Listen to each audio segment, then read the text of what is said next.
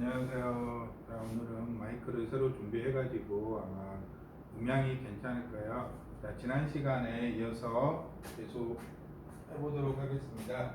자, 교과서 페이지 지난 시간에 195페이지까지 했었고요. 자, 196페이지 보시면 되겠습니다. 자, 이해와 탐구가 되겠죠. 196페이지 제목. 자, 힘들 때 힘을 빼면 힘이 생긴다. 김하나 해서. 자, 내용 정리하는 겁니다. 이거 지난 시간에 이 내용은 들려드렸는데요.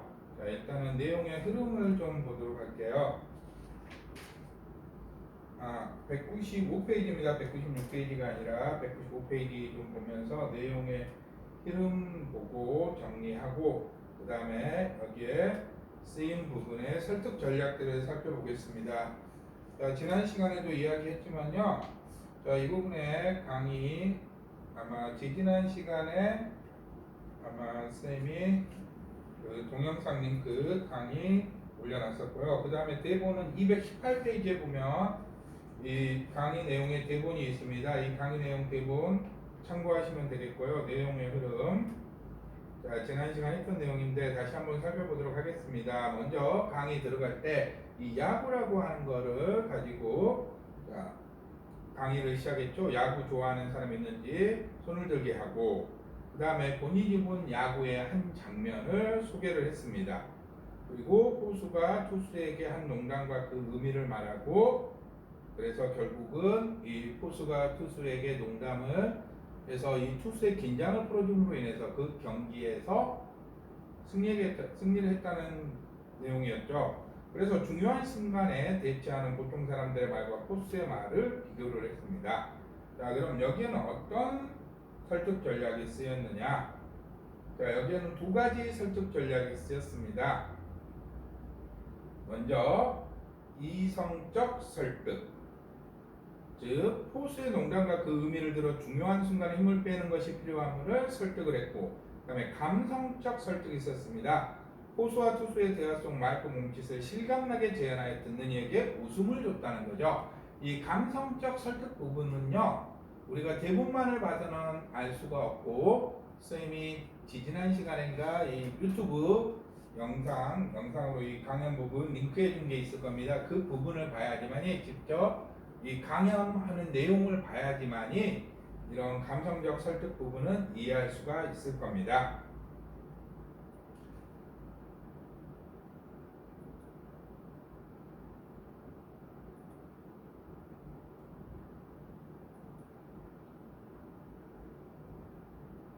자, 그래서 처음 부분에는요, 야구 경기에서 농담 덕분에 불필요한 힘을 빼고 경기를 잘 치렀다는 내용이었고요. 그 다음에 두 번째, 자, 이 강연은 안 들려주고 넘어가도록 하겠습니다. 대본을 본다거나 아니면은 여러분이 그 링크해줬던 유튜브 링크해줬던 영상을 다시 한번 보도록 하세요. 자, 활동을 보면 자, 인상난 내용 메모해 보세요라고 되어 있죠. 그래서 이거 지난 시간에 선생님이 한번 다 해봐라고 했었죠. 그래서 간단하게 알려줬었고요. 그래서 뭐 야구 첫 부분 나왔고 그 다음 계속 여기에서 나왔던 게 만다꼬라고 하는 말, 만다꼬 하면서 이 만다꼬라고 하는 말, 그리고 이제 마지막 부분에 가서 인생은 마라톤과 같다, 그 다음에 인생은 음악과 같다 라고 해서 두 가지를 비유해서 이야기를 했었습니다. 그래서 이 내용 부분을 한번 보면은요, 자, 중학교 때 가문을 적어내라니까 아버지에게 물어봤더니 하목이라고 해서 하목을 냈었는데 실질적으로 가문이 만다꼬라고 하는 말이 가문이었다는 것을 알게 되죠. 이 만다꼬에 대해서는요 196페이지 하면서 다시 한번 이야기를 할게요. 그리고 만다꼬의 의미와 그것이 쓰인 사례에 대해서 이야기를 했고, 그 다음에 만다꼬라고 질문하자 불필요한 데서 힘을 거두어 들일 수 있음을 알게 되었다는 것. 그 다음에 강연 프로그램에 출연하게 됐을 때 잘해야 한다는 생각이 걱정했지만 만다꼬를 돌리자 마음이 편해졌다는 거. 자, 그러면 여기에 쓰인 설득 전략은 뭐냐? 자, 우리가 설득 전략은요 크게 세 가지가 있었어요. 이성적 설득과 감성적 설득과 인성적 설득 세 가지가 있었습니다. 이 세 가지 중에서 여기는 세 가지가 다 쓰였죠. 이성적 설득, 강연 프로그램에 출연한 자신의 경험을 근거로 활용하여 불필요한 힘을 빼는 것이 중요하다는 걸 설득을 했습니다. 그 다음에 두 번째, 가훈을 하목이라고 적어가라고 했던 아버지의 이야기로 웃음을 줬다는 거죠. 그래서 여기서 만다꼬의 의미가 나옵니다. 만다꼬의 의미. 그 다음에 그것이 쓰인 사례를 실감나게 말해서 재미와 웃음을 줬다는 겁니다. 그 다음에 강연 프로그램에 나오게 되었을 때, 자 여기 세 번째 인성적 설득이 되겠죠. 강연 프로그램에 나오게 되었을 때 걱정하는 마음이 생긴 것을 솔직하게 고백하여 진실함을 느끼게 했다는 겁니다. 그래서 이성적 설득, 그 다음에 감성적 설득, 인성적 설득, 이 세 가지 설득 전략을 썼습니다. 조금 세 개가 한꺼번에 나오게 보여드릴게요. 조금 잘리긴 하는데요. 이 세 가지 이성적 설득, 감성적 설득, 인성적 설득 이 세 가지를 썼다는 겁니다. 그래서 이 만다꼬란 질문은 불필요한 것에서 힘을 거두어 들일 수 있게 해준다는 게 주요 내용이었습니다.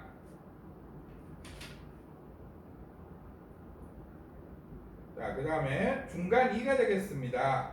이 강연도 역시 생략을 하겠고요. 내용을 보면은요.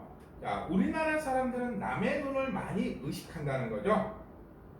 그래서 어떤 회사의 사택에 사는 사람들이 이웃을 따라서 차를 바꾼 사례도 있었다는 겁니다. 자, 내가 분명히 내 이제 사택이라고 하는 거 여기 나와 있죠. 회사가 사원을 살림집으로 쓰기 위해 마련해주는 주택을 사택이라고 해요. 즉 한마디로 회사에서 제공해주는 주택이 사택이라는 겁니다. 자, 그런데 이 같은 사택에 사는 사람이 어떤 사람이 갑자기 차를 처음에 자기랑 예를 들어서 이제 요즘 차값하고 좀 안 맞겠지만 1,000만 원짜리 차를 타고 다녔었습니다. 그런데 갑자기 같은 사택에 살고 있는 옆집에 사는 사람이 갑자기 3,000만 원짜리 차를 산다는 거예요. 그런데 자기 수준에 맞춰서 3,000만 원짜리 차가 아니고 1,000만 원짜리 차가 딱 맞는데 자신도 무리해서 3,000만 원짜리 차로 바꾸게 된다는 거.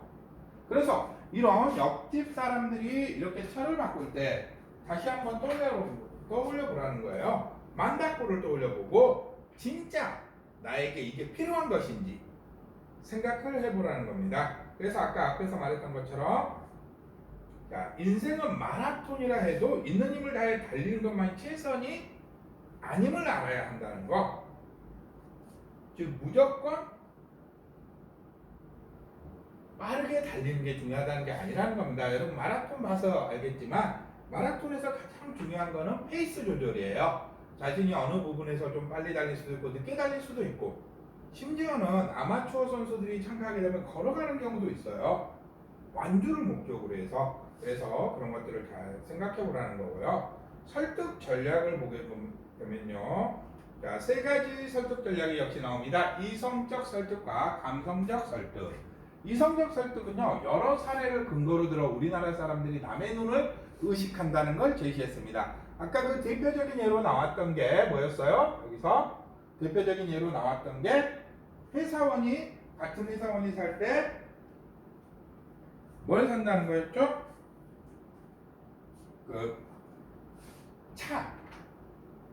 같은 사택에 사는 사람들이 차를 바꿀 때를 예로 들어서 이야기했었고요. 그 다음에 감성적 설득. 말 그대로 감성이죠. 사람들이 했던 말과 생각을 돌아보게 함으로써 바람직한 삶을 살고자 하는 사람들의 욕망을 자극하는 것. 말 그대로 감정을 자극하는 거죠. 그 다음에 인성적 설득. 자, 이 강연하는 사람이 카피라이터 출신이라고 했죠. 그래서 자신의 직업이 카피라이터라는 걸 내세우면서 욕망을 성찰하기를 제안한다. 성찰이 무슨 말인지 다 아시죠? 다시 한번 되짚어서 생각해 본다. 그런 의미입니다. 자, 이런 식으로 해서 끝내고 있죠.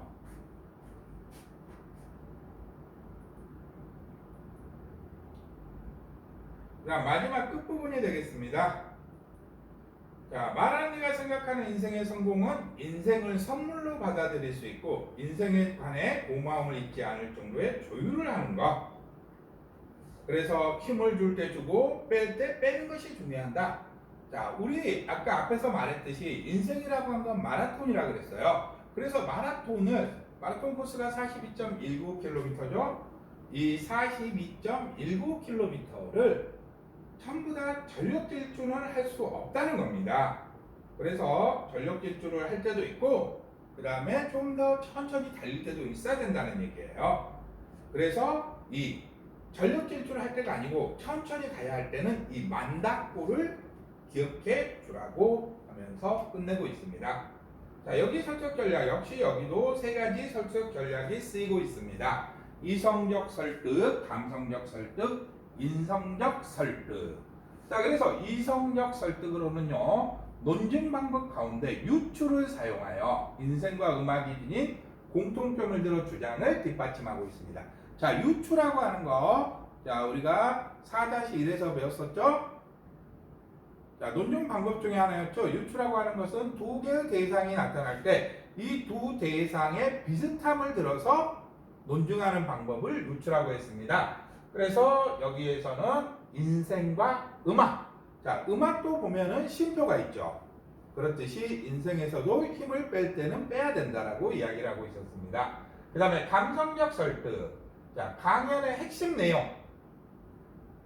이거를 혼자서 무조건 이야기하는 게 아니라 질문을 하고 거기에 대해서 답하게 해서 공감, 서로가 같이 거기에 대해서 이해할 수 있도록 해서 감성적 설득 방법을 사용하고 있고요. 마지막으로 이제 인성적 설득. 그래서 강연자의 인생관을 솔직하게 말해서 듣는 이로 하여금 아, 그렇구나 해서 신뢰감을 얻도록 하면서 강연을 끝내고 있습니다. 자, 그러면 이제 다음 넘어가도록 하겠습니다. 자, 이제 196페이지입니다. 자, 힘들 때 힘을 빼면 힘이 생긴다인데요. 자, 여기 조금씩 살펴보고 가도록 할게요. 이 갈래는 당연히 강연이 되겠죠?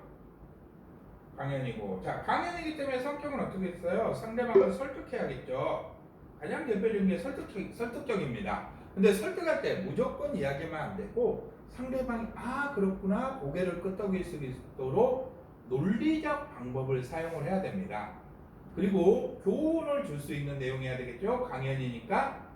그리고 대중적이라고 하는 거. 강연은 보통 일반적으로 여러 사람들을 모아놓고 하기 때문에 이 여럿이 모인 사람들을 대중이라고 합니다. 그래서 대중적이 되겠습니다. 제재는 말 그대로 힘을 빼는 태도입니다. 그래서 이 힘을 빼는 태도가 우리 삶에 도움이 되느냐 안 되느냐. 그래서 도움이 된다는 거죠. 그리고 특징을 보면 자, 이 직접 강연을 링크에서 들어본 사람들 알겠죠? 사투리를 사용하고 있어요. 그 다음에 본인의 경험을 예를 들어서 이야기하고 있고요. 그 다음에 혼자서 계속 강연을 하는 게 아니라 질문을 던진다 그랬죠? 질문을 던지고 거기에 답하고 해서 공감하게 한다 했습니다. 그 다음에 유머를 사용하여 듣는 이에게 즐거움을 준다는 거. 중간중간에 유머가 삽입되어 있습니다. 자, 잘 이해되지 않는 사람들은요, 여기 이 수업 다 듣고 나서 유튜브 다시 한번 가보도록 하세요. 그 다음에 주제는 뭐였죠? 자, 인생은 마라톤과 같고 음악과 같아서 무조건 마라톤에서 전력 질주를 하지 않는 것처럼 쉴 때는 쉬어야 되고 음악처럼 음악에서도 쉼표가 있듯이 힘을 줄 때는 주고 힘을 뺄 때는 빼야 된다는 게 중요하다는 거. 자, 그러면 강연의 짜임 한번 알아보도록 하겠습니다. 자, 처음 부분에서는요. 자, 야구 경기에서 지고 있을 때 투수에게 다가서 농담을 건네서 투수의 긴장을 풀어줘서 야구에서 승리한 것을 예로 들어서 말하고 있죠. 이게 우리 교과서에 실렸던 부분입니다. 그리고 중간이 끝부분은 실리지 않았어요. 이거는 218페이지 대본과 선생님이 유튜브 영상 링크해 준 걸 보면은 이해할 수 있을 거예요. 그래서 이 중간 일부분에서는 이 만닫고 이 부분, 이 질문이 자, 불필요한 것에서 힘을 거두어 드릴 수 있게 해준다. 즉 힘을 뺄 수 있게 해준다. 즉 내가 이것이 꼭 필요한가? 다시 한번 생각해 보라고 하는 거. 그 다음에 중간 2에서는요. 자, 다른 사람을 의식하지 말고 그러면서 이 사택을 예로 들었죠. 사택에 같이 사는 사택 사람이 자동차를 사니까 자기도 거기에 맞춰 자동차를 산다는 거. 즉 다른 사람이 한다고 해서 내가 꼭 할 필요는 없다는 거죠. 다른 사람의 눈을 의식해서 아니 다른 사람은 저런 고급 옷을 입고 그 명품 옷을 입고 다니는데 명품 가방을 사는데 저 차를 사가지고 다니는데 하면서 나에게 불필요한 곳에 돈을 쓰면서 아니면 힘을 들이면서 헛되이 인생을 낭비하지 말고 진짜 이게 나에게 필요한 것인가 만닫고 라고 하는 질문을 던져보면서 자신이 원하는 인생을 살아야 된다고 이야기를 했습니다. 마지막 끝부분에서 그런 마지막 결론이었죠. 성공적인 인생이라고 하는 건 힘을 뺄 때는 빼고 힘을 줄 때는 줘야 된다. 그래야지 성공적인 인생을 살 수 있다고 하면서 마무리를 하고 있었습니다.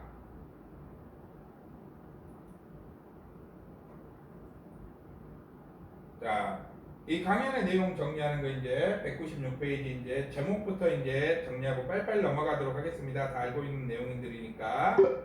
자, 제목은 힘들 때 힘을 빼면 힘이 생긴다였죠? 자, 이 제목은요. 192페이지에 그대로 나와 있잖아요. 힘들 때 힘을 빼면 힘이 생긴다라고. 그 다음에 이 일에 있는 부분이 우리 교과서에 실려 있는 부분이라고 했었죠? 그 다음에 두 번에 만닫고의 뜻. 이건 사투리라고 했습니다. 경상도 사투리예요. 이 질문적인 불필요한 힘을 거두어 드릴 수 있다. 이 만닫고 어떤 의미라고 했었죠? 뭐 하려고? 이런 의미라고 그랬죠? 뭐 하려고? 뭐 때문에? 자, 그래서 이 강연할 때 우리나라 사람들은 뭐를 많이 의식한다고 했었죠? 아까 앞에서 다 정리했었죠? 다시 한번 볼까요? 앞에서 여기 이 부분이에요. 자, 정리했던 것들이에요. 자, 이 부분입니다. 자, 다른 사람의 눈을 의식한다는 거였죠? 그래서 남의 눈을 많이 의식한데 이럴 때는 뭘 떠올리라? 자, 이 만다꼬를 떠올리라는 겁니다. 만다꼬를.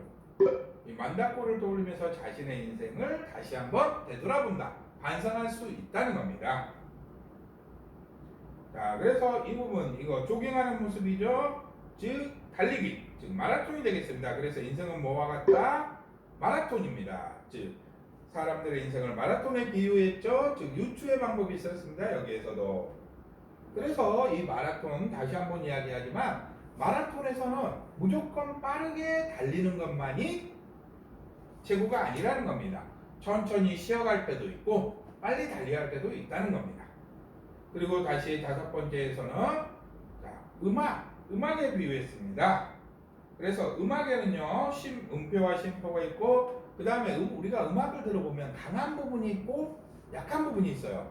모든 음악들이 다 강한 부분으로만 되고 모든 음악들이 다 약한 부분으로만 돼 있는 게 아닙니다. 음악을 들어보면은 자, 강한 부분도 있고 약한 부분도 있다는 겁니다. 낙 같은 음악을 들어보더라도요, 낙은 보통 강렬하다고 생각을 하는데요. 그런다고 해서 모든 낙이 처음부터 끝까지 다 강하지는 않아요. 약한 부분도 있다는 겁니다. 그 다음에 잔잔한 발라드 같은 음악을 들어봐도 발라드가 모든 부분에서 다 잔잔하진 않아요. 발라드도 강한 부분이 있어요. 그래서 강박과 약박, 음표와 심표 다 음악 시간에 배웠던 것들이죠. 이것이 음악의 리듬을 만들어가듯 인생에 있어서도 힘을 줘야 할 곳과 힘을 빼야 될 때를 알아야 된다는 거예요. 그래서 이 강연도 일종의 말하기죠. 인생에서 뭘 해야 된다? 자, 힘을 뺄 때 빼고 줄 때 주도록 사람들을 변화시키는 거예요. 자, 강연이기 때문에 사람을 변화시키는 것, 사람들을 변화시키는 것, 이걸 두 글자로 하면 설득이라고 해요. 설득. 그래서 인생에서 자, 힘을 빼고 힘을 뺄 때는 빼고 줄 때는 주도록 사람들을 설득하는 것 이렇게 해도 되고요. 사람들을 변화시키는 거 해도 됩니다. 또 다르게 이렇게 해도 맞아요. 남의 눈을 여기 앞에 나온 것처럼 남의 눈을 의식하지 않고 자기를 성찰할 수 있도록 설득하는 것 그것도 답이 될 수 있습니다. 자, 정리들 하도록 하세요.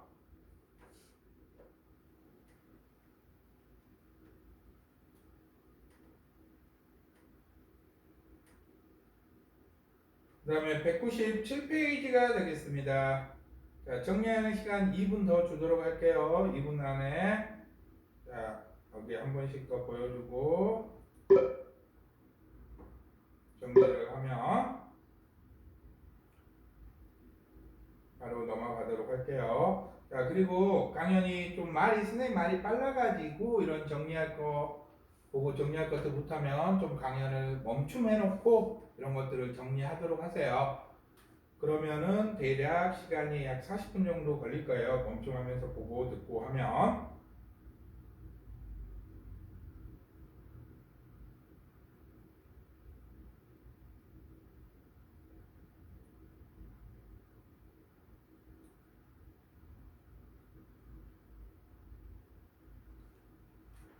그리고 정리하면서 들으세요. 이거 지금 4-2를 하고 있는데요. 4-2가 끝나고 나면 그 다음에는 바로 2-1로 넘어가도록 할게요. 아니 1-2로 넘어가도록 할게요. 우리가 저번에 상처가 더 꼬신 것은 상처가 더 꼬시다 이걸 하고 바로 4단원으로 넘어왔었죠. 그래서 1단원의 두 번째 노쇠구말이라고 하는 소설에 대해서 하도록 할게요. 그리고 시험 범위를 궁금해하는 학생들이 있는데요. 시험 범위는 선생님이 수업한 부분에서 시험 범위는 1단원과 4단원이 되겠습니다.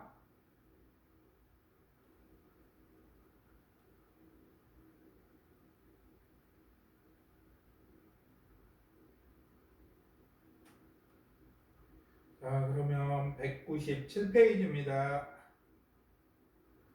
자, 다음 설명을 참고하여. 자, 설명 교과서에 나와 있죠. 설득 전략에 대해서 이야기하고 있습니다.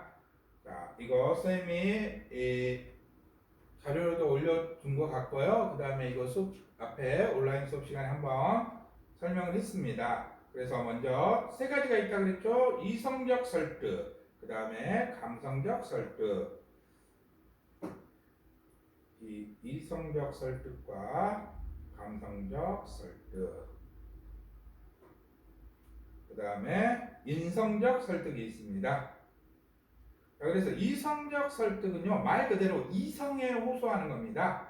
그래서 이 논리적이라는 겁니다. 이성적 설득은. 그래서 우리가 앞에서 배웠던 이 연역적 방법이나 귀나, 그 다음에 여기는 안 나와 있지만 뭐가 있다 그랬죠?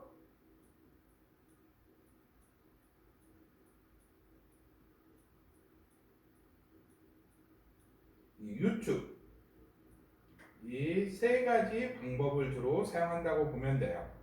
이런 논증 방법을 통해서 설득력을 높이는 방법입니다. 감성적 설득은 말 그대로 감정입니다. 이 감정에 호소하는 거예요. 자, 그래서 유머를 사용하기도 하고요. 그 다음에 공포심을 주기도 하고요. 자, 우리가 이 소단원 처음에 들어왔을 때 그 도입 동영상에서 봤었죠. 이곳에 당신의 쓰레기 버리는 거, 이곳에 당신의 양심을 버리시겠습니까? 아니면은 자, 이곳에 쓰레기 버리다 걸리면 벌금 100만 원이다. 이런 식으로 해서 그 다음에 욕망이나 동정심 같은 감정을 불러일으키는 설득 전략도 여기에 해당이 되겠습니다. 자, 그 다음에 좀 밑으로 내릴게요. 다음 마지막으로 인성적 설득입니다. 이 인성적 설득. 이거는요, 인성적 설득은 뭐냐? 자, 말하는 이입니다. 말하는 이. 즉, 이 말하는 이의 신뢰입니다. 신뢰성. 즉, 지금 저 앞에서 말하는 사람이 과연 신뢰할 만한 사람인가? 그래서 이거는 논증 방법 중에요. 권위에 호소하는 그 오류하고 비슷한 경우가 있기도 하는데요. 즉 앞에서 말하는 사람이 과연 믿을 만한 사람이면 저 사람 말은 믿을 만해 하고 고개를 끄덕끄덕 하면서 넘어가는 거예요. 그래서 말하는 이의 전문성이라든지 그다음에 도덕성, 사회성 이런 것들, 즉 이거는 논리적인 거하고는 전혀 상관이 없어요. 논리적이진 않고요. 말하는 이, 즉 논리적인 건 앞에서 말했던 이성적 설득 방법만 논리적인 거에 해당하고요. 그 두 번째 나온 이 감성적 설득이라든지 이 인성적 설득 같은 경우는요. 논리적이기보다는요. 감정에 좀 호소하는 면이 강해요. 감성적 설득은 말 그대로 감정에 호소하고요. 인성적 설득은요. 강연하는 사람 또는 말하는 사람의 그 사람이 어떤가, 사람을 기준으로 해서 설득하는 전략이 되겠습니다. 자, 그럼 문제를 풀어보도록 할게요. 자, 야구 경기. 자, 여기에서 우리가 나왔던 부분은 그 포수가 투수에게 농담을 건네는 부분이었죠. 그래서 투수가 힘을 빼고 즉 긴장을 풀고 경기를 이겼다는 내용이었습니다. 그 다음에 만다꾸라고 하는 말이 나왔습니다. 그 다음에 인생을 마라톤에 비유했었고요. 그 다음에 인생을 음악에 비유했었습니다. 그래서 강박과 약박, 음표와 심표가 리듬을 만들고 아름다운 음악을 만든다. 자, 앞에서 다 언급했던 내용이에요. 그래서 말하는 이는 자신의 간접적 또는 직접적인 뭐를 바탕으로 했어요? 다 경험을 이야기하고 있어요. 자기가 직접 겪었던 경험들을. 그래서 이 경험을 바탕으로 주장을 뒷받침하고 있습니다. 그래서 다양한 구체적 사실이 자신의 주장을 이끌어냈으므로 어떤 논증? 자, 구체적인 사실에서 일반적인 사실로 간다. 귀납이죠. 반대는 일반적인 사실에서 구체적인 사실로 가면 연역이 되겠습니다. 그래서 여기는 귀납 논증이에요. 이 구체적 사실에서 같다는 거. 구체적 사실에서 같다라고 하면 귀납이고 일반적 사실에서 같다고 하면 연역이라고 생각하면 돼요. 그리고 두 개의 대상이 나와서 비교를 했다. 아니면 비유를 했다. 그러면 유추입니다. 자, 좀 빨리빨리 나가도록 할게요. 빨리빨리 나가려고 했는데 지금 대략 영상이 한 30분 정도 되네요. 그러면 다음 시간에 계속 이어서 하도록 할게요.